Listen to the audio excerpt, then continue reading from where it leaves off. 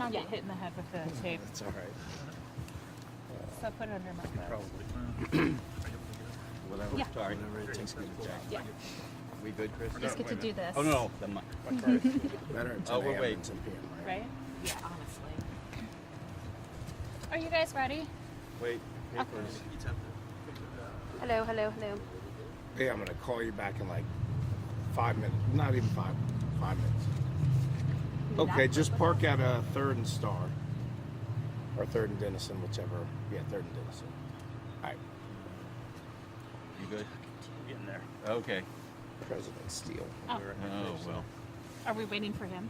No. Okay. I'm ready. Are you ready? All Sarge, right. can you tell us what happened?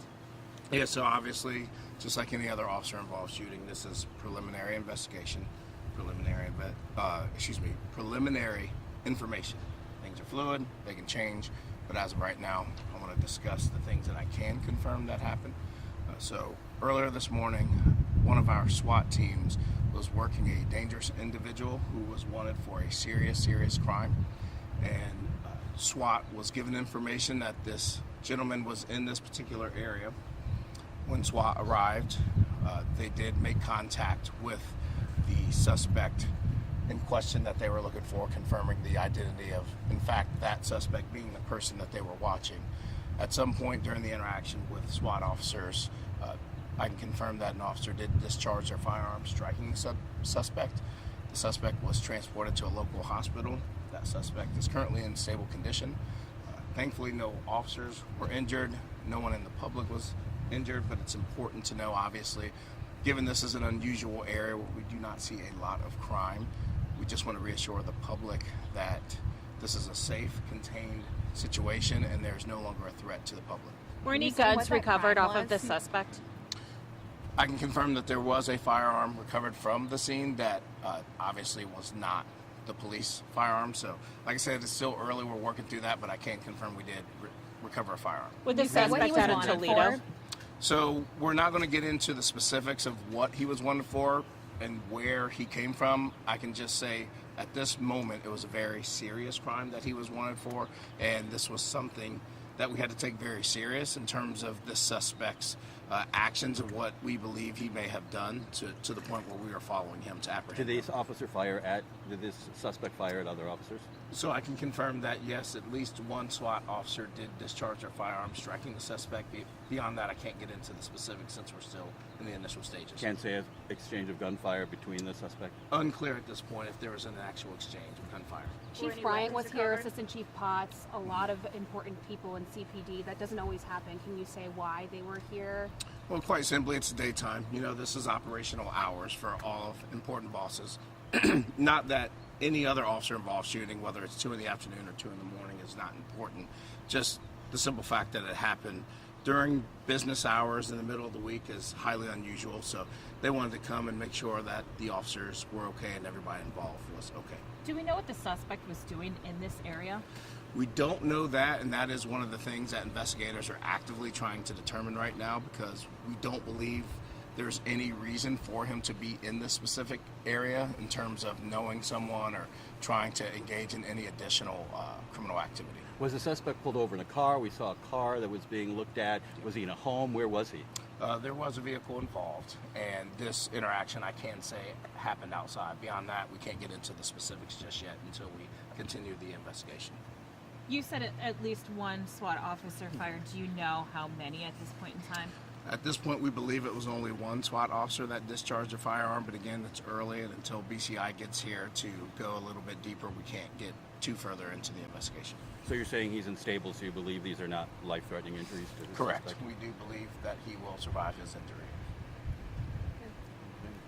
And again, we just want to reassure the public that this was an isolated incident with this suspect, and we hope to have more information by 5 p.m. tonight. Just to confirm the basics, BCI is investigating this because it's an officer-involved shooting? Correct. How long had SWAT been investigating or following this suspect? I can confirm this suspect had been looked at by Columbus Police SWAT for at least 2 days. John, I'm sorry I got here late. What was the logistics of this situation here today? Essentially, just to rehash what we already discussed, that our SWAT team was investigating a wanted felon for a serious crime that was committed. And during the course of their investigation over the last 2 days, they got word of the suspect being in this particular area. The SWAT officers then saw the suspect in this particular area. We can confirm that at least one SWAT officer discharged their firearm, striking the suspect. The suspect was transported to a local hospital in stable condition. He's expected to survive his injuries, an adult male. And as we continue to investigate this, we'll have more information hopefully by 5 p.m. And this individual they're looking for out of Toledo, you're saying you're not sure if it's him, or you can confirm that it is not him? So we're not confirming exactly who the suspect is or where he is from or what the charges are, because again, we're still in the initial stages of this investigation, but hopefully by 5 p.m. we'll have more information to discuss. Thank you. Thank you. Do you know when you'll be able to give us another update? I know you just said yeah. before I 5 assume p.m. you'll Yeah, be here but- for a while. Yeah, Okay. I'm here. We're here. But you won't have anything before noon, right? Well, We're good till noon? This is, What time is What it? time is it now? 11:32. Oh, I thought it was like closer. Yeah. as you know, I had to Yeah, there come in was from a- home. a healthy exchange between myself and investigators to make sure we explain what's happening. appreciate it. It's important. Yeah. More And important than I Van think Post they. isn't here yet, though. It is not, which is highly unusual, especially Yeah. Hello, Rod. for this time of day. Oh, what time did the shooting happen? Like right at 10? before 10, Sorry. Let me I look should have asked you before that I. on camera. Let me ask. Oh, sorry. Look before I make any assumptions. It was. When did it come in? Let's see. It came in at 9:58 a.m. But let me double check and see when it actually was aired on the radio. Let me see. Yeah, it was like 10 o'clock. So was his arrest warrant out of the Columbus jurisdiction? That I can't confirm because I really don't know. And you just found out about him yesterday or the day before? And want At least 2 days that we've Okay. been investigating. It could be more, could be less, but I know at least, well, not less. And you but I got know- information that he was in town here? Was it in these It wasn't like a apartments? regular warrant that they just were looking for something? Correct. You went to the